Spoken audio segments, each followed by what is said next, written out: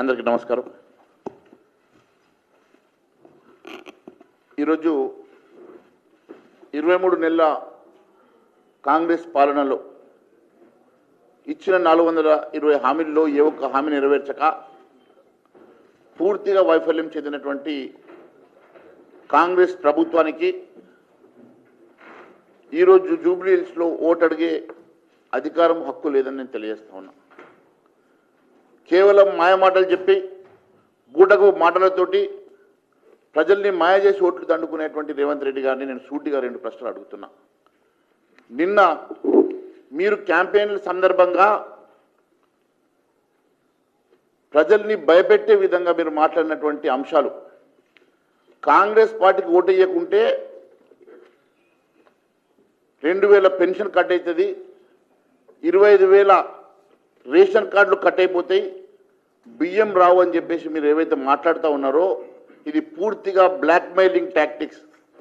మీకున్నటువంటి అలవాటు, అదే అలవాటుగా ఈరోజు ముఖ్యమంత్రిగా కూడా నువ్వు బ్లాక్మెయిల్ చేసి ప్రజల ఓట్లు దండుకునేటువంటి ప్రయత్నం చేస్తూ ఉన్నావు, ప్రజల్ని భయపెట్టి భయభ్రాంతులు చేస్తూ ఉన్నావు. ఇది ఖచ్చితంగా మేము ఎలక్షన్ కమిషన్కి కంప్లైంట్ చేయబోతున్నాం.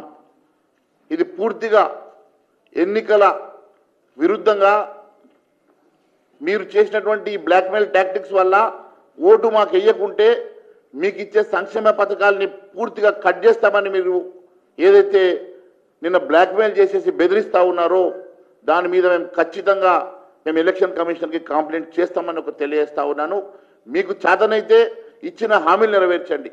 ఏ ఒక్క హామీ నెరవేర్చకుండా కేవలం మీ మాయమాటలతోటి ప్రలోభపెట్టే ప్రయత్నం చేస్తూ ఉన్నారు.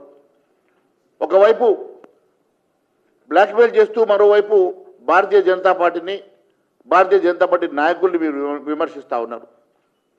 రేవంత్ రెడ్డి గారు, నిజంగా మీకు దమ్ము ధైర్యం ఉంటే ఈ ఎన్నికల్లో మీరు ఓటు అడిగే కనీస నైతిక హక్కు మీకు కావాలంటే మీరు ముందుగా ఇచ్చినటువంటి 420 హామీలు నెరవేర్చండి. మేము రిలీజ్ చేసేటువంటి ఛార్జ్షీట్కి సమాధానం చెప్పి మీరు జూబ్లీ హిల్స్లో ఎన్నికల్లో ఓటు అడగాల్సిందిగా కోరుతా ఉన్నాం.